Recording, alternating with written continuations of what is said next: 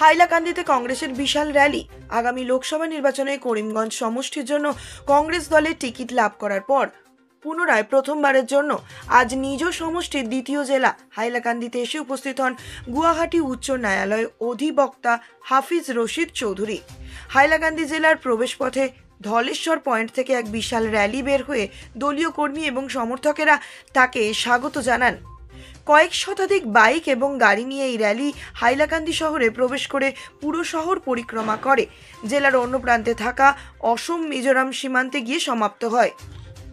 এদিকে হাইলাকান্দি সংবাদ মাধ্যমের নিকট মন্তব্য করেন কংগ্রেস প্রার্থী হাফিজ রশিদ চৌধুরী। বলেন, আজ হাইলাকান্দিতে দলমত নির্বিশেষে সকল জনগণ বেরিয়ে এসেছেন এবং তিনি বিনা প্রতিদ্বন্দ্বিতায় জয়লাভ করবেন।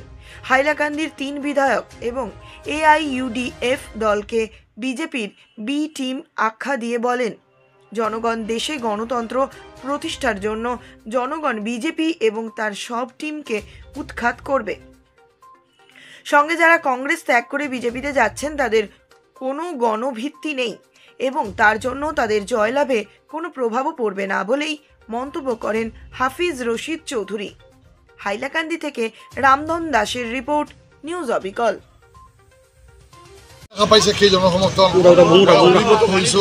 মানুহৰ জনসমৰ্থন দেখি জাতি ধৰ্ম বৰ্ণ নিৰ্বিশেষে ইমানকি বেলেগ দলৰ মানুহ মই দেখা পাইছোঁ, বহুত আহিছে।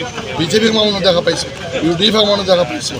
মই আশা কৰোঁ মানুহৰ যেনেকৈ আস্থা মোক দিব বিচাৰিছে, যদি এইটো ভোটত হেৰি হয়, ভোটত যদি পৰিৱৰ্তিত হয়, যদি হেৰি লাইনত মই আশা কৰোঁ মানুহৰ আশীৰ্বাদত মই বিপুল মই জয়লাভ কৰিম।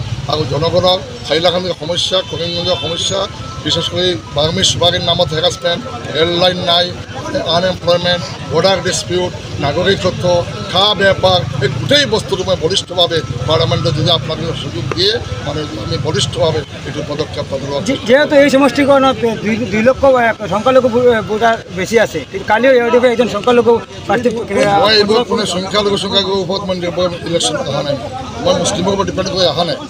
নিশ্চয় চবক ভোট লাগিব, আমাক মুছলমানৰ ভোট লাগিব, হিন্দুক ভোট লাগিব, মণিপুৰী লাগিব, টি গাৰ্ডেন চবক ভোট আমাৰ লাগিব। আমি অকলে কাৰণে মুছলমানৰ নিৰ্ভৰে মই অহা নাই। আমি আশা কৰোঁ জাতি ধৰ্ম বিনা আমি চবক পাম। UDFে দিয়ক, বেলেগে দিয়ক, হেমন্ত বিশ্ব শৰ্মা আহি কণ্টেষ্ট কৰক, মোদী চাবজি আহি কণ্টেষ্ট কৰক, মই ৰেডি আছোঁ 23 কাৰণে। বিজেপিয়ে দাবী কৰি আছে সংখ্যালঘু ভোট তেওঁলোকৰ লগত আছে, আপুনি কি ভাবে? ঠিক আছে, পাব্লিকে হেৰি কৰিব। মইতো ভাবোঁ আজি আপোনালোকে দেখা পাইছে মোৰ কি অৱস্থা, মানে মই ভাবোঁ মোৰ লগত আছে, যদি তেওঁলোকে দেখাব পাৰে ভোটক দেখা যাব। পাই ভাল কথা, মানুহে যদি ভাবে সংখ্যালঘু ভোট দিয়া মানে বিজেপিক ভোট দিয়া, কথাটো একেই কথা হ'ল। গতিকে UDFৰ 3জন MLA আজি হাইলাকান্দিত এটা কথা কোনোদিন বিজেপিৰ বিৰুদ্ধে কৈছিল নেকি? এটা কথা কওকচোন, এটা কথা তেওঁলোকে বিজেপিৰ বিৰুদ্ধে এতিয়ালৈকে ক'ব পৰা নাই। এইবিলাক ভোট দি কি হ'ব? বিজেপিৰ বি টিম হ'ব লাগে তেওঁলোক। গতিকে আমি ভাবোঁ যে বিজেপিৰ লগত যিবোৰ আছে বি টিম, চি টিম, এ টিম চব এটা মানে উৎখাত হ'ব লাগে আৰু গণতন্ত্ৰ প্ৰতিষ্ঠা হ'ব লাগে। আমি হিন্দু মুছলিম মিলি এটা সমন্বয় যিটো বাৰ্তা, এই বাৰ্তা আমি দিব বিচাৰোঁ। কাৰ লগত প্ৰতিদ্বন্দ্বী হ'ব বুলি ভাবে? মই নাভাবোঁ হ'ব, যদি হয় এখনতো বিজেপিৰ লগত হ'ব পাৰে। দেখা গৈছে যে হাইলাকান্দি কংগ্ৰেছ আৰু কৰিমগঞ্জ কংগ্ৰেছত বহুত এই কাৰ্যকৰ্তা আন্দোলনত যোগদান কৰি আছে। হাইলাকান্দি জিলাত মানুহ কিমান গৈছে, ভাল মানুহ প্ৰেচিডেণ্ট গৈছে, ইয়াত কোনো প্ৰভাৱ পৰিব নেকি? ভাল হৈছে। এই যিবোৰ মানে জামেলা যিবোৰ আছিল দলত থাকে ক্ষতি কৰিলে, মই খুব ভাল পাইছোঁ এওঁলোক যোৱাৰ কাৰণে। এওঁলোক গৈছে, চব কৰাপশ্যন যিবোৰ কৰিছে, কৰাপশ্যন বচাৰ কাৰণে বিজেপিত গৈছে।